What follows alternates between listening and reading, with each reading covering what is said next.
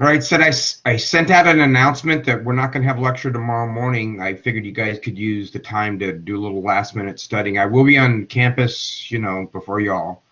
The practical will start at the same time as lab. It's going to start at 9:30. Now, please, by all means, excuse me, do not be late. There's nothing more disturbing to other students than you coming in late in the lab, because it's sort of a different way we do the exam. Another problem, if you come in late, you may miss a few rotations, a few stations, a few questions, and you can't go back, all right? So if you come in 5 minutes late and we've gone through a few stations already, and it depends. Sometimes I don't even time the stations. I just say, all right, you have an hour and a half to complete the exam. But to be fair to everybody, I don't want anybody showing up late. I won't let you in the lab practical. So please don't make that mistake, okay? Please be extra early. I feel like I'm lecturing to the choir here, Marie, but nonetheless. Marie, I'd be more than happy to take a look at y'all's field notebooks if you want to show me a couple of your entries. Because you're basically doing the same thing in each one, if you're doing something wrong in the habitat description in one of them, I can say, okay, listen, here what I would need or want is this, and then you can extrapolate that to all the other ones that you've done, okay? But after you look through your field notebook, I mean, I don't remember how many specimens, 26 specimens? That takes me a while. That's why I have you guys turn them in 2 weeks early. Number one, I enjoy doing them. So it takes me a while to go through them because I'm always learning new things. So, it's not like I could just look. I could look at a couple very quickly and just go, yeah, you got the idea, or no, you don't, okay? I'd be more than happy to do that, but it'd be easy if we can do it, like I said, after the practical or before the practical. It doesn't matter to me either way. It would be up to you and anybody else who's, yeah. Cooper and Avery and Zoe are going to join me today. Cooper, of course, is a repeat. Avery and Zoe are his two, doggy care buddies. So anyway, they're hanging out. Let me get started because I do want to finish this chapter 29. We are practically done for all intents and purposes, and I do want to get through chapter 30 today. So if you don't have any questions, Marie, I'm ready to roll if you are. I bet you might. Yeah, it does work. I tried it. All right. Yeah, cool. All right. Good deal. So we're back. We went through the ferns. So we've gone through we're on land plants. All right. That's why I like these little gray things on the side of the figures, these little boxes that kind of help you compartmentalize information. Okay. Land plants. We've gone through non-vascular. That's the liverworts, the mosses, the hornworts, these things that we all collectively call bryophytes, okay? Those green things up at liverworts, mosses, and hornworts were all collectively called bryophytes. But again, be very careful with the way terms are used, because there is also the phylum Bryophyta, which is only the mosses, all right? So bryophytes sometimes has a very technical, or these words sometimes have a very technical definition, and sometimes they have more of a general, and I know that's confusing, but that's unfortunately the way it is. All right, there are vascular plants. That's what we moved into. Vascularization means you can stand up, you can get taller, you can get more complicated, you can grow leaves, you can grow extensions, you can grow things, because everybody can get oxygen, everybody can get nutrients, everybody I'm talking about are cells, all right? Oh, let's see, we went into the ferns, and remember what else is going on, and we'll talk about this again in chapter 30, but notice how the different generations are switching, right? Alternation of generation, the gametophyte, and the sporophyte. Notice, like in the non-vascular, the bryophytes, quote, or parentheses, the bryophytes, it's the gametophyte that's really the thing we see when we go in the woods. We said it was dominant, right, whatever. But as we move into the vascular plants, it switches, right? Into the vascular plants, the thing that is diploid, because remember, you got to equate genetic number, it becomes prominent, right? And the reason why we think the diploid became prominent is because if you're diploid, you have another set of genetic information, another set of variability, and we know that's the key to evolution.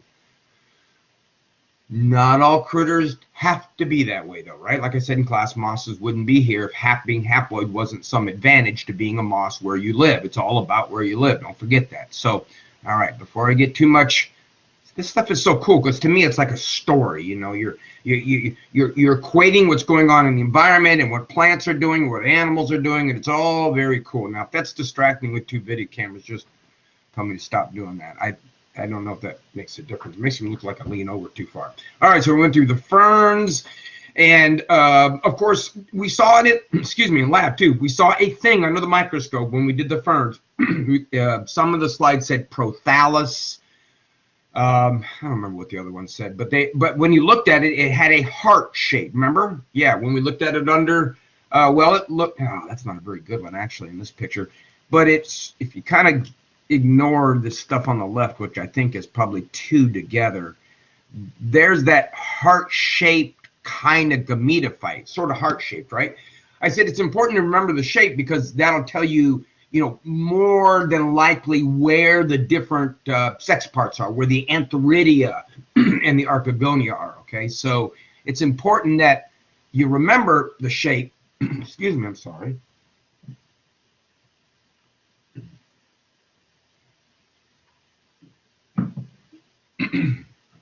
It's important to remember the shape because if on an exam I point to a part of a fern gametophyte, that little heart-shaped thing, and I say this is an Antheridia and Archegonia, if you're like, oh, I don't know, I can't tell. Remember, some weren't that easy to tell, especially the Archegonia. If you kind of triangulate, well, where is it? Is it closer up to the little heart? What do you call that part of the heart? This part that comes together. If it's closer up here, it's going to be the female part. It's going to be the Archegonia. And if it's more down towards the other end, it's going to be the Antheridia. So the males tend to hang out here, and the female. Now that's not, you saw on your slide. It wasn't. That wasn't those weren't like gang boundaries, right? They were all mixing in with each other. So it's not the only thing. You would have to look at it as well. Remember, under the microscope, especially in some of them, they look pretty cool, right? So this is a good little sort of a microscope review picture that I put together. We already talked about the gametophyte. So there's the gametophyte. They're not always heart-shaped. There's a bunch of rhizoids. That's what all that is down there. So where on here would you expect to find the Archegonia? If I was pointing to, okay, if I was pointing to this right there in the microscope, there's the pointer. And then, of course, obscured the cell. Well, don't worry about the cell, okay, as much as the location. But where would you say that's the Archegonia or the Antheridia that I was pointing to, which was this cell? Oh, come on. Why does it always default to off? Or not working? You see the cell I was pointing to? And the idea is keep in mind that there's two things there going on. What it kind of looks like, right? And where it is on the gametophyte.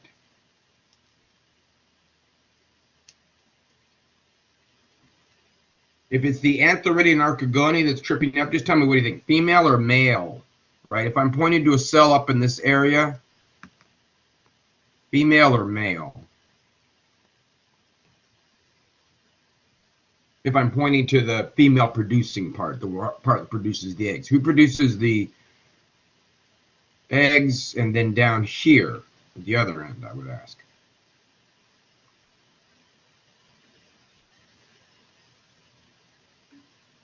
Yeah, right? So the female ends, Archegonia would be up there. And if you did happen to sell, or if I did happen to point to a cell that even looked a little more clear, like something like that, that's an Antheridia, right? Because it looks like a soccer ball. Now, I don't know if it looks like a soccer ball, but if that helps you remember, to me it looks like the sections on a soccer ball, right? So that's the Antheridia, and of course now you got to make more connections. Now, if on an exam you get all combobulated between Antheridia and Archegonia, call me over. If it's not part of what I'm asking in the question, I don't mind, you know, especially if you are on the wrong track, I don't mind telling you to think about that again. Remember, there were some ways we remembered them. For me, this is antlers, so I think males. So what's going on in the next picture is the production of gametes. This is a bunch of gametes. So this is the Antheridia. This is the male part. Those are obviously sperm. Okay? And they're flagellated because they got to swim through water. But then on the other part of the plant, or the other part of the gametophyte, right? Remember, these guys are down here, and the females are up here. There would be Archegonia. And this one right in the middle especially, it's a great picture of looking right down the base of an Archegonia. Now, remember, in Marchantia and the moss moss that we looked at, it was a base, wasn't it? It was always a base. It might have been right side up. In the Marchantia, it was upside down. Now, just because of the way the microscope, you're kind of looking right down the neck of that vase. And look at the very bottom. What's that dot? What's that dot at the very bottom of that vase? Oh, it looks better on my other computer. Much bigger. So, yeah, absolutely. So these guys are swimming around in droplets of water until they go bleep, bleep, bleep, boom, droplet to droplet, and somebody swims down there. And what happens when the egg and sperm get together? What happens when any egg and sperm get together? What's the name of that process?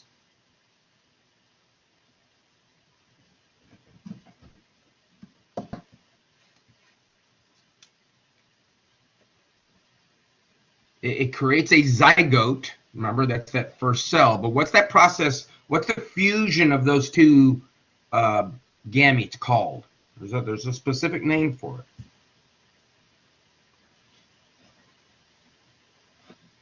it.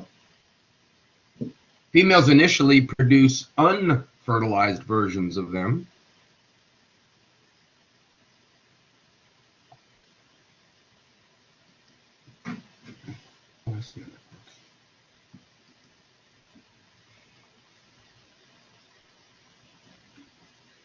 Well, that's the cell it produces, but the process, the way that's sometimes what's difficult about science too, right? Just kind of remember, is that a process? Is that a noun? Zygote is a noun. Zygote is a noun. That thing, that cell that's been fertilized. Okay, the process is fertilization, right? When gametes come together, when sperm and egg come together, when we're talking about mammals, worms, plants, when that happens, we don't care who you are, it's still called the same thing. It's fertilization, the fusion of the gametes. And of course, mathematically, what that does is it creates an organism that has cells that have this number of chromosomes. You got that from the sperm, right? That from the egg. And so this thing that's growing out of the top of the gametophyte, there's the gametophyte, the same one we've been following along, growing out right out of the top of this vase, is a diploid thing that's going to eventually become a a fiddlehead first. I love that. I think that's so cool. I remember one of the early biology books I used, that was the cover on it, was a fiddlehead.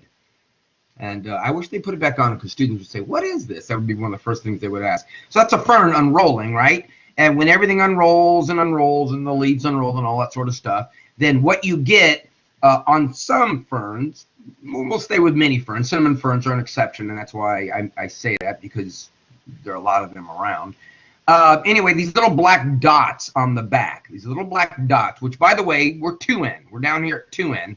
These little black dots, if you looked at them microscopically and kept zooming in, you would eventually see a thing called a sporangium. All right, there's another one of those words you're like, is that the name of something? Or is that a process? Sporangium is the thing, the circle of cells there that makes spores.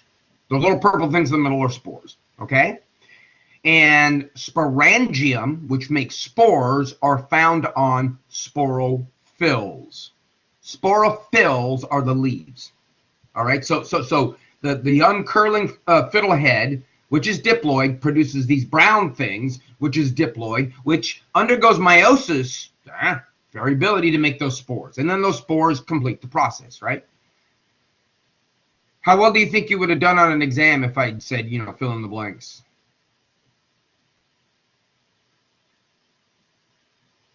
This should be good as far as when you're studying, too, for the lab practical. Because, I mean, we got pictures and we also got process. And, there's a mini, all of a sudden became Italian. There are many questions I can ask there. I can say, well, how many cells are up here? And you'd say, oh, well, that's multicellular. And then how about the sporophyte or fiddlehead? Well, that's multicellular. That's got lots of cells, and so does that. So that's kind of weird. That's different than us. You know from Bio 1, right, that I like that compare and contrast stuff. So, all right. Let's finish off these guys. Horsetails. Man, I tell you, there's a really cool place near my house where there's a whole bunch of horsetails growing. Whisk ferns, which I said are really kind of cool, living fossils. Okay, I said they're living fossils are things that look like things from the old days. These kind of look like Cooksonia, that plant that's gone extinct. The first vascular plant back during the 400 million years ago. I showed you that at the very beginning of these slides here, very beginning, near the very beginning of talking about vascular plants. Now, the case of whisk ferns, they only look like Cooksonia. There are also living fossils out there. We'll talk about one in when we get into fish, actually, that are things that we thought had gone extinct, but we just, oh my goodness, they're still here, which is always really cool. All right, no true roots, though. Remember that root thing is a technicality, too. A root and a rhizoid look alike, but they're very different because one's in vascular plants, that's the root, because it can absorb things, and one is not. One's in non-vascular plants.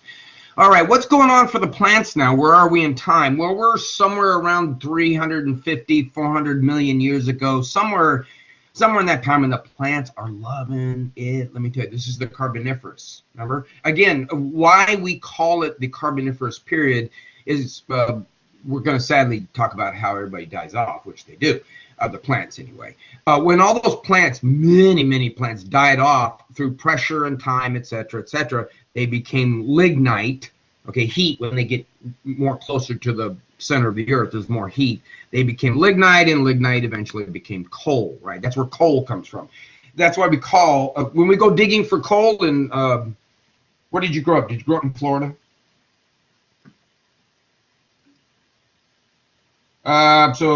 Phosphate mines over by Tampa might be the nearest thing to think about. But of course, what you do when you dig for these things that are basically in the sediment, way down. Like, think about when we're talking about fossils, you mine for them. You either dig a big hole in the ground or you dig little tunnels in the ground to get the stuff out. But what you're doing is you're going down to this period. You're going down to 400 million years ago, and you're taking out these big chunks of black, decaying, mashed up, heated up, dead plants. Okay. See, what the plants were doing themselves is always this great idea to keep in mind. If you're ever tempted to think about evolution having a purpose, okay, which it doesn't, right? As the plants are growing and growing and growing in the Carboniferous, as they're just loving it, man, there's these tall lycophytes. They're lycophytes, really small things now, ferns, and they were just dominating. There were some flowering plants around, by the way. Evolution isn't a stair step. You don't have to have one plant die off or one organism and then the other one begins. Even why the seedless vascular plants were loving the place and making all this coal for us eventually, there were some seed plants kind of experimenting with things like even flowers back then. So we'll talk more about those later. But here's the problem. Look in the graph on the lower left. Carbon dioxide levels begin to drop during the Carboniferous period. Okay, carbon dioxide levels begin to drop now, and I said that up there. Extensive forests during the Carboniferous, carbon dioxide levels drop. Stop for a second. We'll talk about the temperature. You tell me why the carbon dioxide levels begin to drop when there were so many forests. I mean, the place was covered in trees.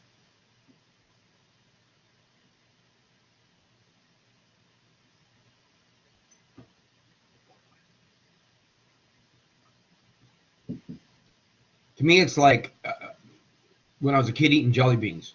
You give me a bag of jelly beans, probably even today, I can't stop.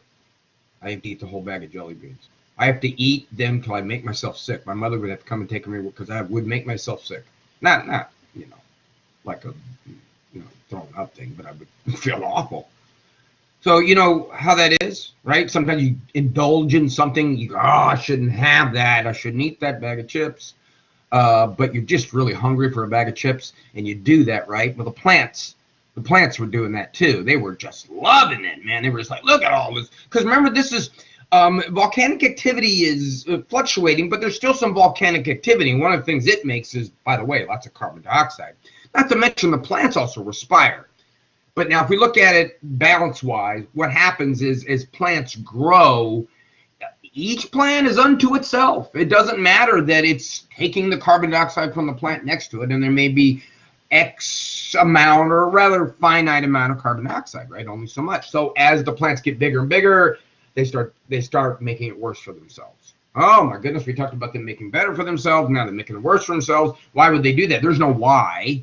Anyway, so they start dying off. Now the reason why it gets colder is because carbon dioxide, if you've been paying attention to things about global climate change, which I bet you have, carbon dioxide is one of those gases we call a greenhouse gas, which traps heat. So when CO2 levels drop, it gets cold, okay? Now, you may not remember back in chapter 36, but where we are in time at 300 million years ago, right about there on the graph, is what we call the Permian extinction. Okay, so the Permian extinction changed things. And one of the things that was going on during the Permian extinction, or during this 300 million years ago, is as the carbon dioxide levels dropped and the temperatures got cooler, they also got drier. Your refrigerator keeps things cold, but it dries things out, doesn't it? Yeah, you put stuff in there, and after a while, it's all shriveled up, like mushrooms really do that bad in the fridge, right? So what's happening during this time is then, boom, the temperature's rising back up again, okay? So it's becoming drier, drier, drier. So the Earth begins to dry up at the end of this heyday. Look, 6 million tons per year of coal are burned, folks. 6 million tons. No such thing as safe coal. I don't care what they tell you. It's like, gosh, I can't think. What do they call them? Oxymorons. No such thing as safe coal. Safer coal, if you want to argue that point, yeah, well, it's up to you. I don't think any coal is safe, to be honest with you, for what it does to the climate. But anyway, we're not around back then, so this is all going on because of the Earth. And yes, the Earth does cycle through climate changes. It's the intensity that the argument is all about. All right, how much is our fault? Global temperatures drop, okay? Now, this carbon dioxide levels begin to drop not only because the plants start making it worse for themselves, everybody scrambles for everything. Everybody's responsible for their own survival. But now, during this time, the Permian extinction has gone through. A lot of marine species went extinct, but guess what? That leaves opportunities for others. Now, a lot of the species, or some of the major species that came out during this period, were the shelled ones. I got a picture of them there, like clams and oysters, squid, which we'll talk about later, but anyway, because they don't really fit what you would think. But anyway, snails on land, and what their shells are made up of is something that uses carbon dioxide. So one organism's poison, too much, carbon dioxide, great, grow. Oh gosh, we're all taking it. No, remember competition? Competition's two negatives, because you never get all. So that means everybody loses. Maybe some lose more than others, blah, blah, blah. Things start dying back. Hardy, blah, blah. They start dying back, become cold. Becomes cooler, becomes drier. And guess what comes out of that? Plants that can survive those kinds of conditions more. All right, so that's what we're going to, seed plants. Also, by the way, as a side, just for a second, this is also the time when a certain group of animals learned how to lay eggs without using water. Now, while I'm changing slides, impress me and tell me, what kind of critter am I talking about? What kind of organisms out there do we know that lay eggs and do not need water? Well, they need water. I'm sorry. They don't need to lay their eggs in water.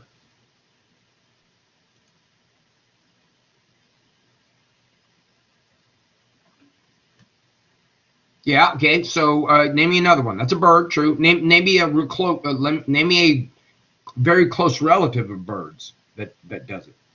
The closest relative of birds. Yeah. Yeah, and then dinosaurs collectively, yeah, dinosaurs are extinct today, but what organisms now? What are the remnants? Yeah, see? Isn't that cool? See how that fits together?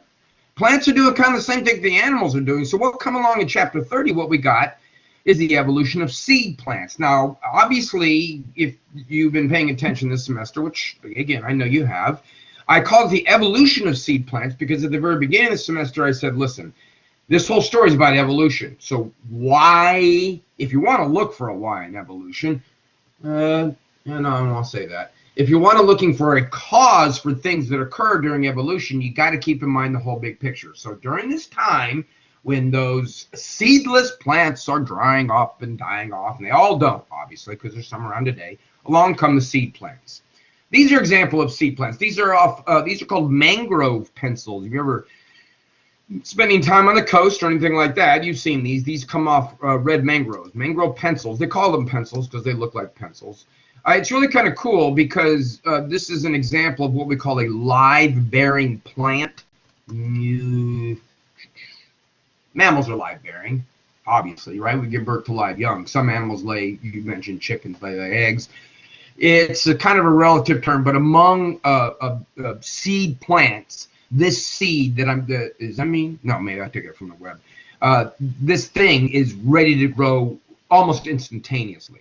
Usually with seeds, right, if you want to get them germinate, take them home, and you put some water on them, and they start to grow. This thing is ready to grow really quick. It has a lot to do with where it lives and that really harsh kind of, not salty all the time, not really salty, out on the coast, but where the environment changes a lot. So anyway, that's just an example of, we'll talk more about live-bearing stuff when we get into animals, obviously, but we're in plants now. So here we are. Where did seed plants come from, right? But not in Aristotle, not in the latter way, but when we got to those seedless plants that were vascular, when did they go off and continue to stick around? Because there's still some of them. Maybe I should make a tree. But how about this other side? How about the plants that went with seed plants? Well, back in the fossil record, during some time in the Carboniferous, 360 million years ago, something around that line, there were these types of plants that were called Archaeopteris. Don't confuse that with Archaeopteryx, which was that bird. I looked up Opteris. I looked up online, like what that root means, because sometimes it helps remember things. Like, in archae means, old, like the domain archaea, right? So, but Opteris means I, or first person, singular, narrative, So I think whoever named this maybe said, I am this first plant or something like that. Anyway, it's a progymnosperm. We'll talk in a minute what a gymnosperm is, but pro means it's right before the gymnosperm. So it's not a gymnosperm. It's kind of like the green algae thing, right? You can see a picture up there that, again, it's like a fern, right? Only it looks like the fern leaves have gotten smaller. The stems of the fern have gotten thicker. We're getting, wood, right? All right, we're getting wood. We're getting lignified material. We're getting material that it all helps stand up against the force of gravity. We're getting that thing that you can make paper out of. I always think about that funny movie, and I can't remember what it was, but the trees are made of wood. And I'm like, yes, that's right. That's where we get paper from. What is that movie? It always makes me laugh because it's such an obvious kind of statement. But anyway, if you think about trees in general, how much they provide for us, right? But here's where and we don't make a lot of things with ferns, okay? But we do make a lot of things with gymnosperms, with pine trees, right? But here's what they're looking like.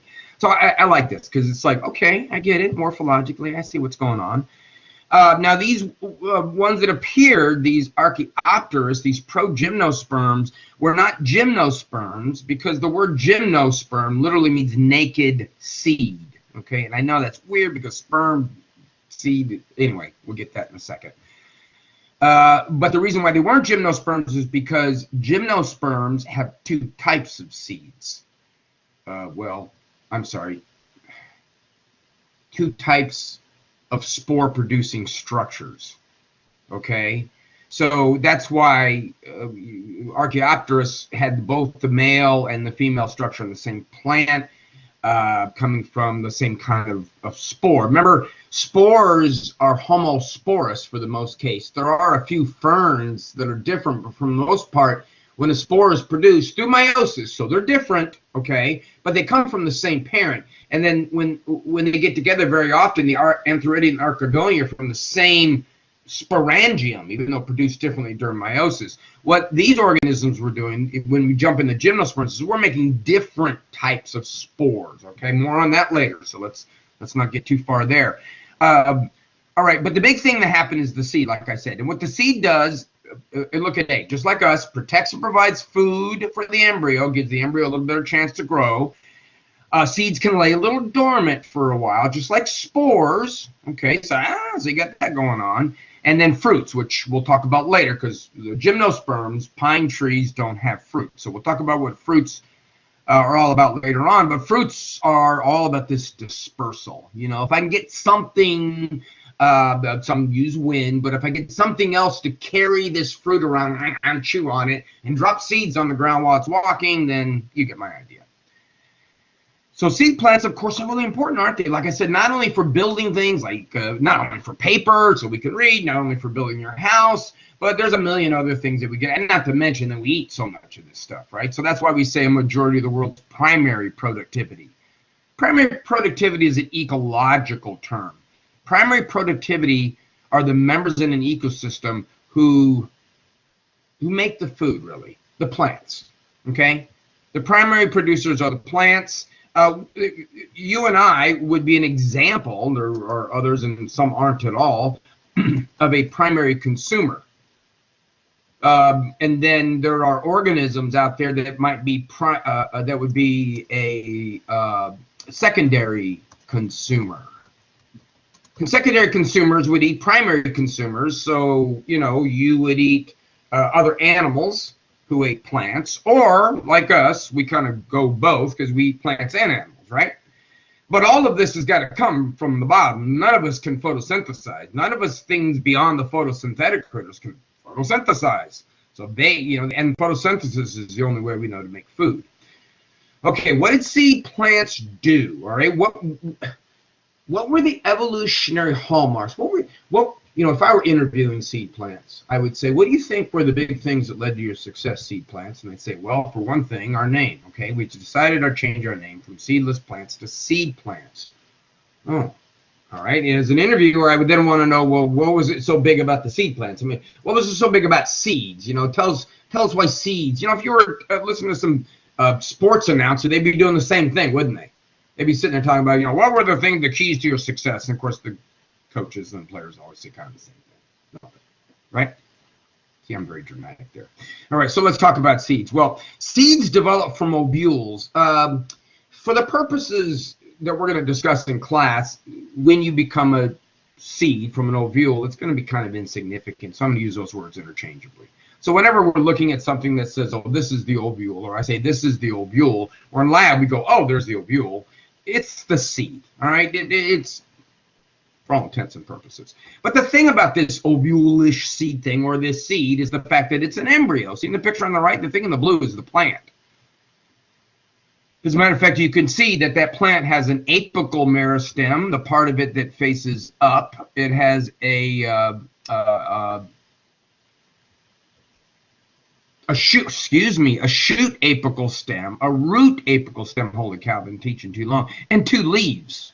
These are primitive leaves, but that's Junior, right? Now look at Junior. Junior is not just there by himself, right? Junior's got, number one, some stored food. So it's not like mammals with a placenta, but it is like chickens, right? Laying the yolk, okay?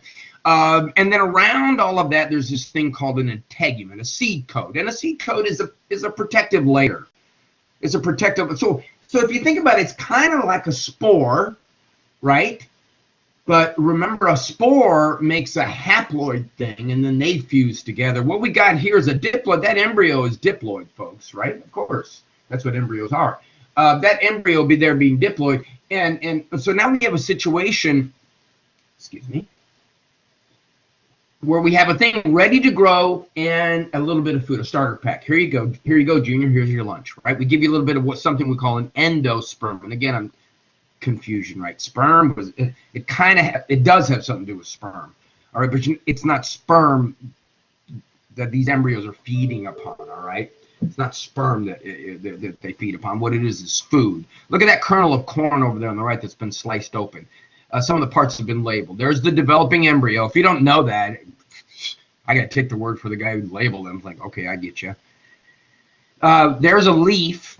Some embryos make 1, some make 2 leaves. What I really want, the yellow part is the endosperm. That's food.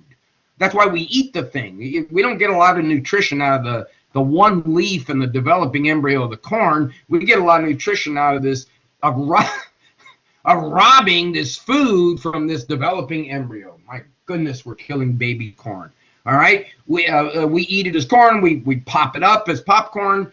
All right, but that's a seed. That's a starter pack. I'm going to protect you a little bit, give you a little bit of food. So it allows for dormancy. And in many cases, better than spores. There's that seed bank up in that island off Norway where they've been storing a lot of the agricultural seeds. So in case we do something stupid and wipe each other out. But some of the seeds there in the right temperatures and conditions will last 200 years or something like that. You know, maybe not out in the environment, but nonetheless, lasting a while is a good way. It's a good way to survive, isn't it? Right? Especially if the environment's kind of screwed up, you're gonna wait around. You know, it's like when I lived in Seattle with the rain. It rains a lot in Seattle, but it doesn't rain a lot at a time that I remember much. When I lived there for a year, it rains off and on. So it's like rains and stops and rains and stops and rains and stops. So, you know, this whole thing about the environment, you know, you can wait around for the environment to change.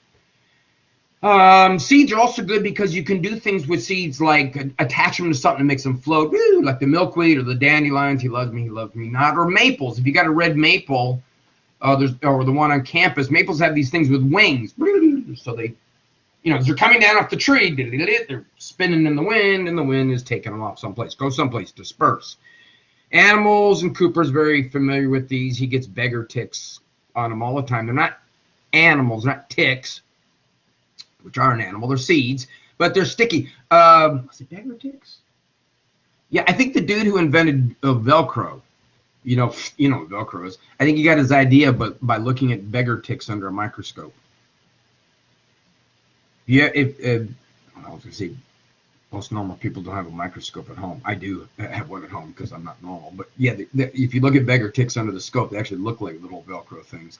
However, you can stick to an organism or make it eat it. Grab a blackberry as the bear. In some cases, if you're thinking, oh, doesn't the seed go, you know, get messed up in the digestive system? Oh, these guys have figured it out. These seed plants, they figured it out, especially in the case of the fruits. Go ahead, eat me. Actually, I need you to eat me. The seed coat, see that integument? That seed coat is actually so durable in some of these seeds that they won't really be able to germinate, continue junior to grow, unless they've been roughed up. Like if somebody took sandpaper to the outside of a seed. Now, nobody walks around sandpaper and seeds, but when you go through the digestive system, the acid and all the stuff in the digestive system does the same thing, roughs up the coat. And then guess what? Whoever ate you, the bear, he's been walking down the road, so he's going to poop a little bit further down the road where the seed then maybe finds a place to live. How about if you just let them float? That's like the mangrove pencils. That'd be cool. That'd be me. I want to be a floating seed. I'm on a life raft. Springs, air can shoot you out. You know, plants have ingenious ways. That we showed you the springs in the fern. Oh, no, it was a horsetail that are on the spores, right? Humans, okay, we carry stuff around. We plant stuff around. That's why these things are obviously, you know, agricultural. Okay? All right, so, you know, seed is a really interesting thing if you think about it. It's sort of an interesting innovation. Of course, it doesn't mean that it's the only way to live because there's lots of mosses out there, right? I know I keep harping on that over and over. Yes, we get it, Mr. Clark. It's all about, you know, just making what you can do. Right. Now, what's happening to the gametophyte? All right, well, it's getting smaller, isn't it? Right? Well, the gametophyte. That's the big collection of these gamete-producing structures. All right, the gametophyte. Actually, what that thing is pointing to, it's sometimes called a gametophore, because it's one of them, and then a gametophyte, a whole bunch of them. So when you walk out in the woods and you see a gametophyte, you see a moss or a bryophyte or a whisk fern or any of that sort of stuff. Wait a minute, hold on. Hornwort, I'm sorry, not a whisk fern, but a hornwort or a liverwort, the marchantia. What you're looking at is the haploid gametophyte. The sporophytes are little things I showed you in class, little wispy things that only last long enough to make spores. All right. What did the ferns do? Well, they stayed with being seedless. They added vascularization. That was one thing. And the reason, sort of the benefit, this way, sort of the benefit of being vascularized, you can get bigger. And get bigger with the diploid one, because, you know, the world is, not every place is the world nice. So be nice. It'd be nice to live someplace bad. That makes no sense in the analogy, but that's kind of what they're saying. In essence, wow, there's more resources over there. I mean, maybe there's not as much as there is over here, but ain't nobody over there getting it. Okay, so the sporophytes, the diploid structures, they start taking over. They become dominant, bigger, more obvious. I've dug years around sporophytes of ferns looking for a gametophyte just to say, eureka, I found it. Never have. They're small. The sporophyte's not dependent on them anymore either. So the gametophyte can die away. Or it can, the sporophyte can totally disconnect with those rhizoids that they have. All right, now the seed plants continued making the sporophyte smaller. Excuse me, scratch that, gametophyte smaller. They continued with that, right? It got so small that now, even though it says usually, well, they're microscopic for the most part, right? Even though the gametophyte of the mosses and even of the ferns we had to look under a microscope, what we mean is they're getting really small. And the reason why they're getting really small, this gametophyte, it's haploid. So while that works in some conditions, and these conditions, these bad conditions we're moving into, it's better to be diploid. So we're going to take that sensitive haploid cell, the gametophyte, and we're going to surround it. We're going to protect it. We're going to protect it. We're going to protect it. And in the gymnosperms, we're going to protect it, keep it microscopic, and we're going to make female gametophytes into ovulate cones and male gametophytes into pollen cones. Yeah, pollen. That stuff we're allergic to is a mixture. One of the things it has in there is the male gametophyte, the thing that makes the sperm. Okay, follow along, right? The microscopic female gametophyte in the ovulate cone is going to, the gametophyte is going to do the same thing whether it's microscopic in a gymnosperm, microscopic in an angiosperm, okay, microscopic in either one of those. It's not doing anything different than the gametophyte is doing back in the moss or even in the fern. It's making gametes. It just ain't big no more. It's not dominant. It's microscopic. Why? We're protecting it. Do we have to protect it? Well, no, if you want to be a fern or a moss and live in those kinds of conditions. But you see, when you start doing things like protecting these female gametophytes, now in the upper left in the gray, so that you don't get confused, he keeps saying the spores are retained. Okay, remember, folks, that what happens here is female and male gametophytes, all gametophytes come from a spore. You notice here in the seed plants, we don't really see anything about a spore. Now, there's really nothing in the other plants too, but remember, spores are the things that sporophytes make. So seed plants, like a flower or a tree, is a sporophyte. It's going to make a spore. So you got to go back one more. In the female gametophytes and in the male gametophytes, what we're doing is retaining the spore that makes them as well. Okay, so we'll look at that in a little bit more detail later on, but why are we doing that? A and B will tell you why we're doing that. Dry, I can live in dry climates. I can live in areas where the UV, the light is more intense. And also, by the way, since I'm a delicate, weak little gametophyte, no slam on gametophytes there, I can be protected by you. Just like Junior gets protected by you when a mammal reproduces, right? Same idea, same solution. Cool stuff, right? Reduced gametophyte. Oh, heterospory. I mentioned that, and I mentioned it wrong in the ferns. The ferns are actually, the mosses, I said were heterosporous. They're actually homosporous. Most are. I looked it up just to confirm today. If you're thinking, oh my goodness, what? All right, remember, if you're homosporous, you make a bisexual gametophyte. You make a gametophyte with both Antheridia and Archegonia on the same thing. That little heart-shaped thing had both on there. If you make different kinds of spores, then one kind of spore makes a male gametophyte and one kind makes a female gametophyte. Okay? So in seed plants, what we've done is they're all going to be heterosporous. And again, I'm highlighting the Megan here so you can remember what we're talking about, what cell we're talking about, and where it's made, how it's all fit. This is the whole, is it a noun or is it a verb? Okay. A megasporangium, so a female. Oh, jeez. Female, sorry. Trying to get that connection going. Megasporangium, the female part that makes spores, is found on megasporophylls. sporophylls are leaves. Okay, every part of a pine cone. Okay, every little thing, we'll talk about what they're called in a second. Every little thing on a pine cone, every little scale, right? Every little part of the reproductive part of a flower, or not just the whole flower itself, really, is a modified leaf. It's a modified phyll.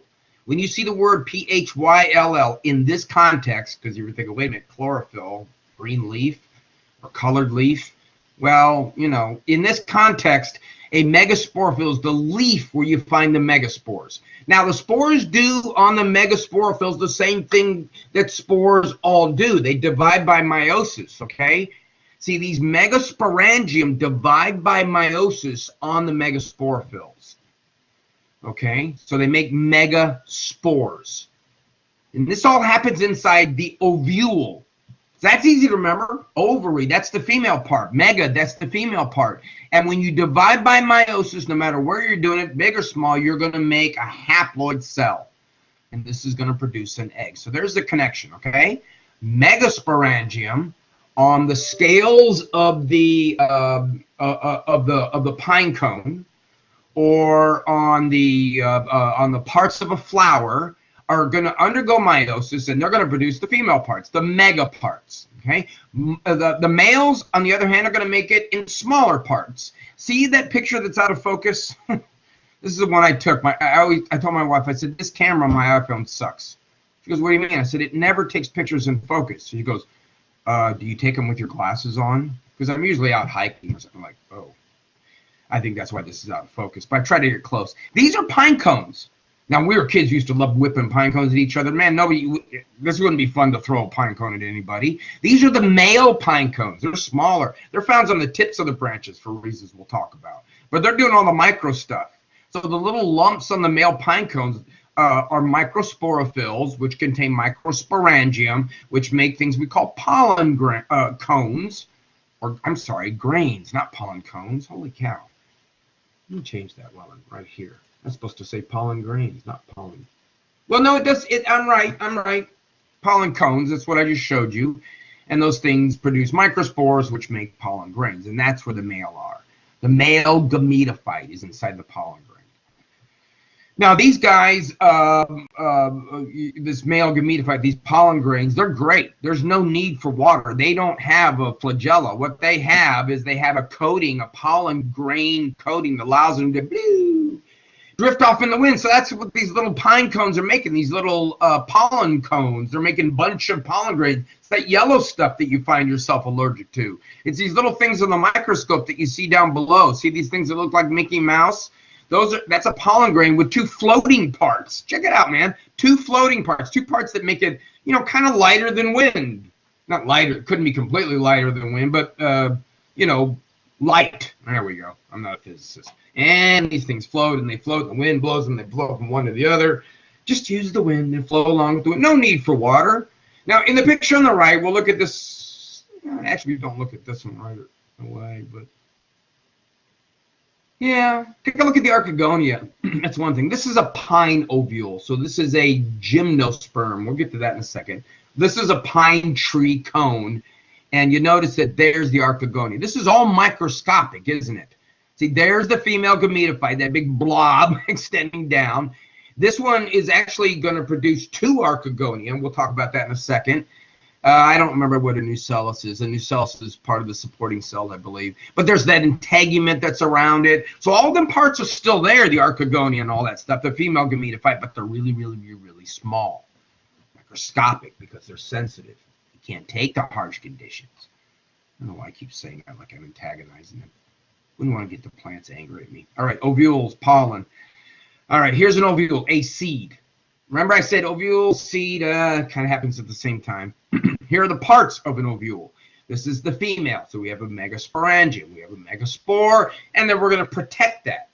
We're going to protect that not in haploid tissue, not in even layers of haploid tissue. We're going to protect it with durable, strong sporophyte tissue. Durable, strong because it's got twice the genetic information than the average cell, and therefore it has twice the ability to make variation and maybe survive. Maybe not, probably not. Who knows? Angiosperms don't mess around, man. They double bag it. They put 2 layers of sporophyte tissue on there. It's like as a kid, whenever my mother would say, make sure they double bag the ice cream. We didn't have, I guess before we didn't have ice cream bags. We didn't have plastic ones, and the cold ice cream would condense and the water would rip right through the bag. Okay, I'm going to move through this slide a little bit quickly, not because I don't find it important and the terms important, but this is really one of those slides that you got to sit down and just kind of go over and over and over till these words become very familiar to you. I'm just trying to help you understand where the female gametophyte has gone. It's gone very small. All right, there's still a megaspore, and that megaspore, the spores are different now. This one's a female one, is going to produce the female gametophyte. In a megasporangium, all right, here comes the male part, the pollen grain. It's going to get into the spore through something called a micropyle, little hole. Okay, now notice the spore, the one that's haploid, is wrapped around diploid stuff. It's wrapped around a megasporangium, which made it. It's wrapped around an integument, which protects the megasporangium, which protects the megaspore. All right, now the details of why there are 2 sperm nuclei in that middle picture I'll get to later on, but we jump to the end, right? So the male gametophyte, the pollen, see the microspore is the gametophyte and the pollen wall. So the pollen grain is the microspore, contains the male gametophyte. Right, it's going to make the sperm, like it always has, and then the wall around it. And the wall has got sporopollen, and it protects it. All right, so pollination occurs. Now, pollination and fertilization. Here's one of those ones where it's an action. Is that a verb or a noun? All right, fertilization is when the gametes fuse. We started off today talking about that. Pollination is not fertilization. Pollination is when the pollen gets to the when it gets to the ovule. Doesn't have to get to the micropyle. I guess actually it does. But anyway, pollination only refers to when the pollen grain and the megasporangium meet up. So right over here, this little arrow that's pointing to that arrow is the indication of pollination. Pollination doesn't happen at the same time as fertilization. That's why I'm pointing that out. All right, where are we?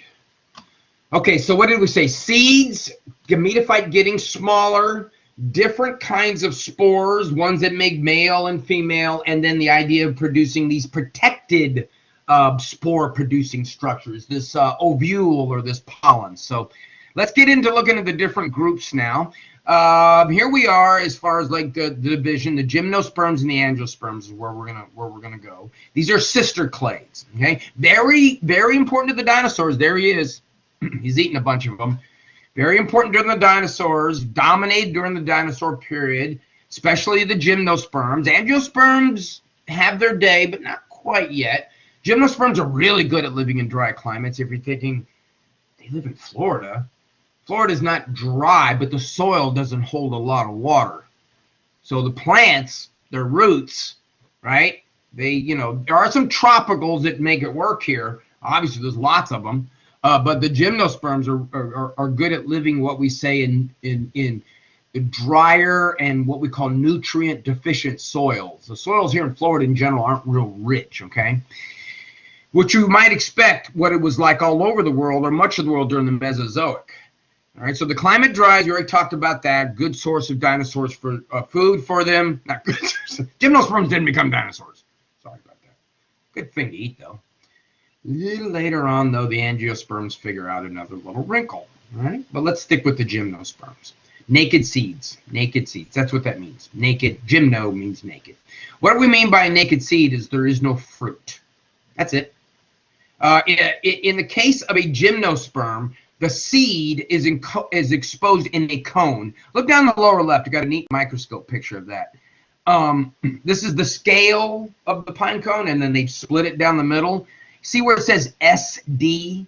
You can just see the edge of it. That's a pine seed. I have some in class. I'll show you. But that's the little thing. I should get a picture of that. That's the little thing that has this on it and then a wing. As kids, you ever pick them up and it's like the maple thing. It spins as it's going down, right? Of course, as it spins as it's going down, it's also being taken along. Can I do it in the other? There we go. Yeah. Oh, by the wind. It's three-dimensional, isn't it? We'll talk more about that in lab, okay? But there's no fruit there. The seeds might be good to eat, and things eat them. I'll show you one that you can tell when a squirrel has gone to town on one. Cedar, cypress, pine trees, those are conifers. Those are the most well-known of the gymnosperms. But the big thing about gymnosperms is naked seed, no fruit, and no flower. Pine trees, cedar, cypress don't make flowers. They make cones. They don't look like pine cones. Some cases they're rounder, but they do make cones. So see, I have some pictures, I believe, of some of them. Okay, all right, let's move into them. The conifers, about 600 species. So this is the smaller group. Check out this is why 3 plants, 3 flowering plants. Oh, come on, there's 250,000 out there. At least that'll make you do a ginkgo. There's only one of those in the world, and you're not going to find it down here. There are no ginkgos. Oh, let's go with these guys. These are the pine trees. This is the most familiar, right? The biggest ones. The one in the lower right is a big one down here in Florida. That's called the longleaf pine. People say, how do you know this field notebook stuff so quick when we show it to you? Do you know how many longleaf pines I've seen in people's field notebooks? Pinus palustris. That's the one with the big long needles. Okay, these guys typically, right, are up north. You know, what is that all about? Well, it's the soil, right? Up north, the soil may be richer, but now you're dealing with an environment that's a little harsher, okay? And an environment in which dehydration, because up north we have an environment, many of the environments that we call not like a desert, but semi-desert. The word is semi-arid. Arid is the antiperspirant to keep you dry, except with 2 R's, right? But semi-arid means it's, it's temperate. So these guys are dealing with conditions. And one of the things they do, or they try to prevent, is drying out. So one of the things they do is they reduce their stomata, and these little tiny needles, so lots of them. So each needle has its reduced stomata, but they got lots of needles. And they put a very thick cuticle over that needle. They put a very thick outside coating. Remember we talked about that in the red mangroves. They put a waxy covering to keep them from drying out. Living up north, oh, this is so cool. This is where you see the plants get down and dirty with each other. We call them evergreens, right? Evergreens. They never lose their leaves, unlike deciduous. I hate this word, deciduous. I always spell it wrong, I think. You look your teeth. You lose your teeth, your deciduous teeth. Deciduous trees lose their leaves in the winter, yeah, right? These guys are evergreen. They never lose their leaves. Why? Because even in the winter, when the sun isn't shining, there are days, and even some other days, in which it shines or even shines enough, right, that you can kind of eke out a living with these little tiny needles. And then when it does start getting spring, you're the first one to see, or you're the first one to benefit from spring. Whereas the other plants are waiting to grow leaves. You're like, you're up, like the tortoise and the hare thing. You're off to the race already. Not to say that they are slower than the other ones, but they get an early start on that, right? And there's the cones. Everybody's familiar. Look at this cone. This is a bristle cone. Oldest living tree. I don't remember how old it is. You can look it up. Look at that. This is where the reproductive structure, this is where the seeds are. This is where the knotty bits are. This is where the important part are when it comes to reproduction. So look how well that bristle cone is making sure that you're going to, Mr. Squirrel, you're going to work to get at them seeds that you like eating. No doubt that's why it's one of the oldest living tree. We are indebted to these plants, right? Timber, paper, resin, Taxol, which has anti-cancer, has a material in it come from pine trees that has anti-cancer properties. Okay, this looks a lot more complicated than it really is. Forget the part in the green for right now. Let's go to the upper left. Most pine trees, most conifers have cones of 2 different kinds. All right, I'll take you out in the nature trail, and I also have some in lab that we'll look at. That are the different kinds. We often don't see the pollen cones because we may not know what it is. We may think it's extension of growth. They occur at the end of the branches, whereas the ovulator, the female cones, occur further down. They're smaller, different color. The ovulate cones, especially in the longleaf, are huge, man. They make massive. Now, let's back up on the circle here for just a second. Let's talk a little bit about why pollen cones are where they are and ovulate cones are where they are. Why are they on the tip and why are they further down? You really don't want to pollinate yourself if you can avoid it. Now, it does happen. There's nothing you can do about it. But you want to minimize the number of times that happens. So one of the ways that pine trees have mitigated that problem is when the wind blows and it hits a structure. See that arrow on the left? When the wind blows and hits a structure, it goes up. It can't go down. The ground is there, so it goes up. That's, you hit a building.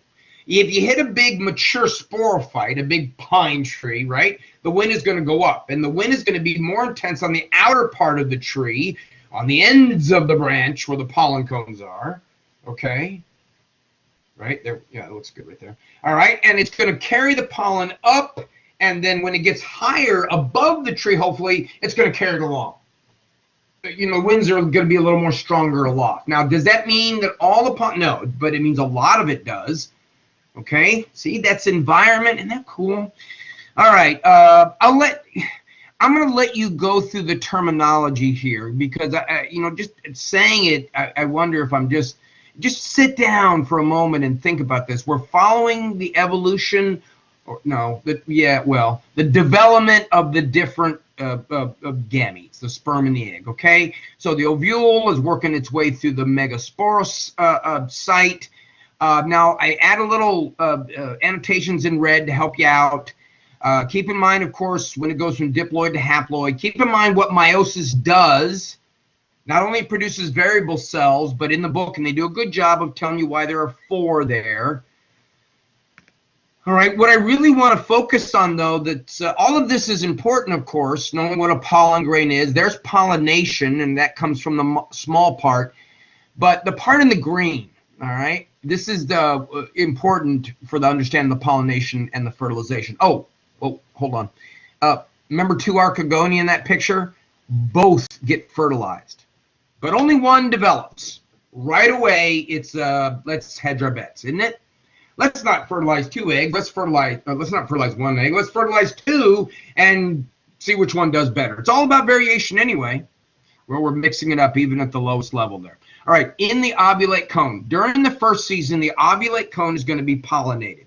All right, so what they mean by scale. So here's the ovulate cone. That bigger one, the scales, there's a bunch in my hands, are going to open up. Where that seed is laying that I showed you. Remember that seed? Okay. There we go. So that scale is going to open up and it's going to be pollinated. Oh, here comes the pollinate from the neighbor. It's going to drift on me, drift on me, drift on me. I got ways to make it stick to me, etc., etc. And then it's going to close.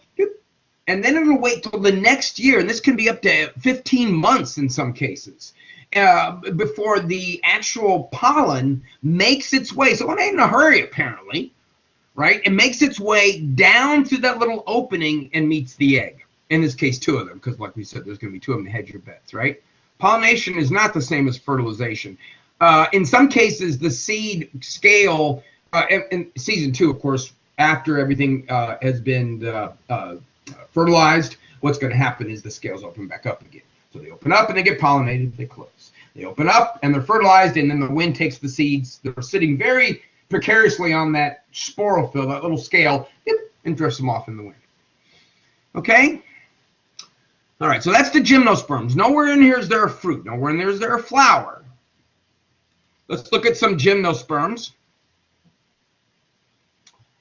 Okay. I'm going to go over this in lab.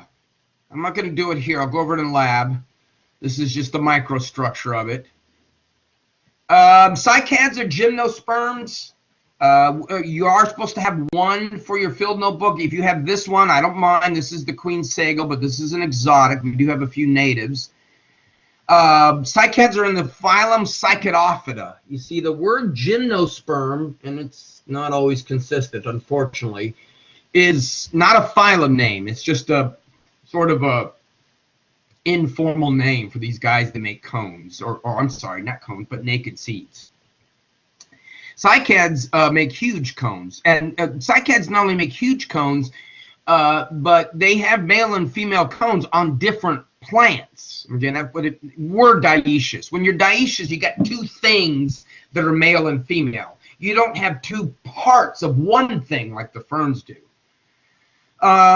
We call them queen sago palms or Kunti palms on the native ones. Not a palm, sorry. So if you got them in your field notebook as a palm, it's not. Okay, it's convergent evolution that makes it look like a palm. Big sperm, though. Big sperm. So they're proud of that. A big flagellated sperm, just so you know, it's not, you don't have to worry about getting, you know, hit by big sperm coming from cycads. They're big compared to a grain of salt. That's big. Most of them are gone now. Around during the dinosaurs when it was dry. There's a few still left, even here in Florida, but, you know, for the most part, they've died off. There they are. That's the male on the left, the female on the right. This is the native one, the arrowroot.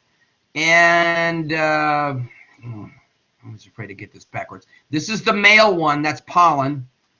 This is the female one. And if you go behind the Student Center, there's a bunch of these, and you can find all the, and I got some in the lab too. This is a fertilized, a pollinated and fertilized ovulate cone. And those little orange things are all seeds. They're all seeds. They're not covered in anything because they're not a fruit. There's no fruit there. But they're all seeds.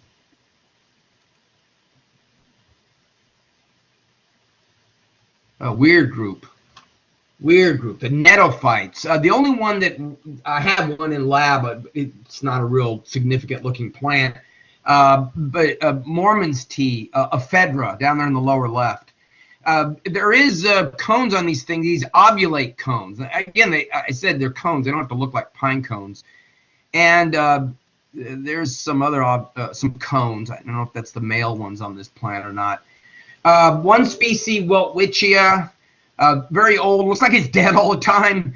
South Africa, I think. Ephedra out west, it's Mormon's tea. Strict Mormons avoid drinking or anything that is a stimulant, like caffeine. So they avoid Coke and that sort of stuff. But they'll drink Mormon's tea in some cases. And Mormon's tea has ephedrine, which is a stimulant, like caffeine, all right? Oh, I'm sorry. No, those aren't cones in the lower right. I meant to show you that in this netum, in the lower right, they actually have cones that are looking or kind of fruit-like. So my guess is what they mean is there's an outer covering on there that might be good for something to eat, because that's what fruits are all about, folks. Fruits are all about getting somebody to eat you because you want you to be dispersed. Oh, my favorite of this group. Absolutely my favorite, the ginkgos. There's only one species on Earth. They call them maidenhair trees. Ginkgo biloba. That's stuff that's supposed to help you remember. They are an exotic. They come from Asia. They were introduced to the United States because they were really tolerant to air pollution, and they're real pretty, especially when the leaves turn yellow. And they would form like a line of these down Main Street, USA, right? Well, they're male and female, flagellated sperm, which says something about how do you get one tree to the other. Well, rain is very important in that, so it's a tough way to do it. Maybe that's why there's only one species left. The problem they found out is when they produce seeds, when they're fertilized archegonia, when the zygote forms, these seeds they make are awful smelling, like vomit. I've heard how bad they smell. So now in many of the municipalities that had them, and they don't grow in Florida, unfortunately, they rip them out or they take out the females so they don't reproduce. What I love about them is just the shape and the venation, the pattern. There's some huge seeds, big white seeds. In the lower left, that's a picture I took in Indianapolis when I was on a conference of some seeds. And again, that they start to smell. Now, those seeds may be unfertilized seeds because I don't recall any smell, but they didn't look like we were decomposing either. But just beautiful leaves, beautiful. Oh, and the ginkgo, and a cool name too. All right, to these guys. I know we're getting close, but at least I can get into the flowering plants. We won't be able to finish them, I don't think. Remember, again, there's no lecture tomorrow. We'll just start the lab practical at 9:30. Angio means container. All right. Angiosperm then means a containered seed. The container is the fruit. Okay. And this was successful. Look at all those flocks. Those are all flocks in the background. Flocks, all same species, variation. That's why the different colors. You see this along 46. It's just beautiful in the springtime. It's just, you've seen it. If you drove out in the woods or out in the country anywhere here, you see these huge mats of mostly purple, but sometimes other colors. It's just beautiful.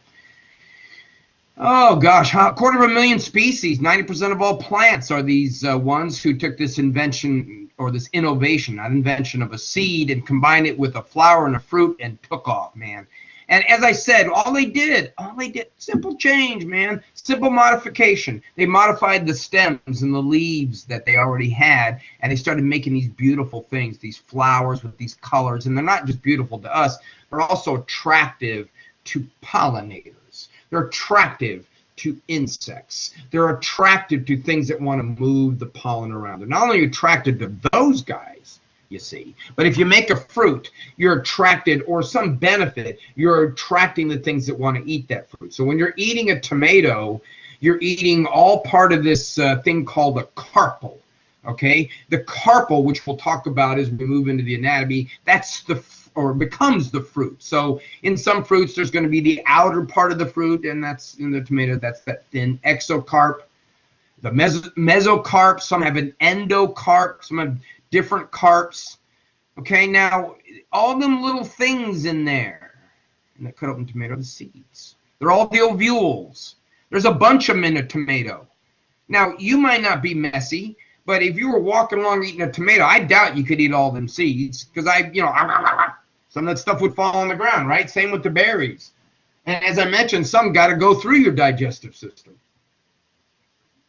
So why do plants make fruit? Not for them. Well, I mean, for them, but not for them to enjoy. Well, that's a good tasting berry, but for them to get dispersed. They want to move out. They want to go out into new environments, right? They're really good at protecting the seed now, even better than the gymnosperms in some cases, that they can move out into these environments. And wow, let's see what we can do in terms of getting other individuals involved, other organisms. Remember I said the insects and the plants, the flowering plants sort of rose in dominance together? It's like this major symbiotic thing, isn't it? It's not just two critters living together, it's two, oh my goodness, entire huge groups of organisms cooperating without even knowing it. It's just, oh, it's mind-boggling to me when I think about it. Okay, a flower. Let's look at a flower. They're so cool. This is the naughty bits of now, all flowering plants have flowers. Grass is a flowering plant. The flowers may not be big. They may not be big. So on a lot of the plants that you're going, I've never seen a flower in that. It might be there. They're just, in some cases, not, well, there may be some microscopic ones, but they're pretty small. But let's look at the flower they're more familiar with. First of all, before you look at the part in the yellow, flowers can have a symmetry to them, okay? They can be radial symmetry like the daffodil, or orchids are bilateral. This is something that animals have as well. Radial symmetry just is a circle, right? Basically, things like stars and all that are radially symmetrical. Basically, it means if you draw a line through the middle, you get equal halves. Bilateral means you have sides. You have a left and a right, a top and a bottom, a front and a back. Okay, and we'll talk more about that in animals.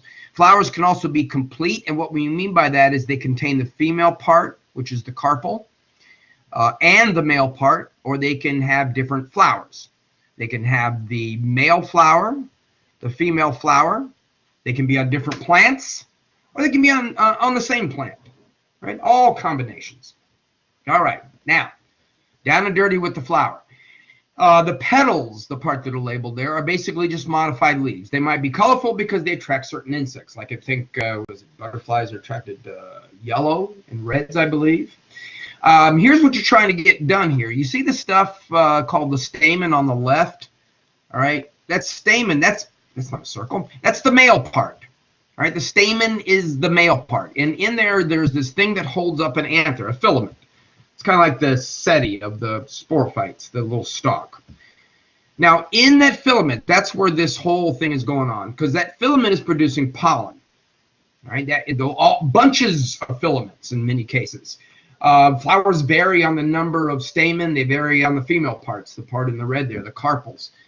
But you're going to have lots of pollen being produced, and hopefully that pollen is going to make its way to other flowers.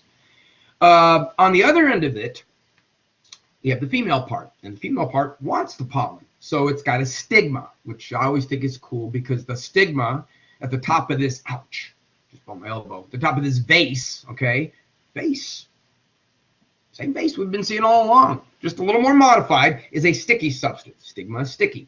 Here comes the pollen floating along, it sticks to the stigma, and then it starts growing a tube down this long part called the style. Takes a while. In the gymnosperms, it took quite a while, right? So in the angiosperms, I'm not sure exactly. You can probably look up online. It varies by species, but it takes a while. But eventually, it makes its way down to an ovule or a seed.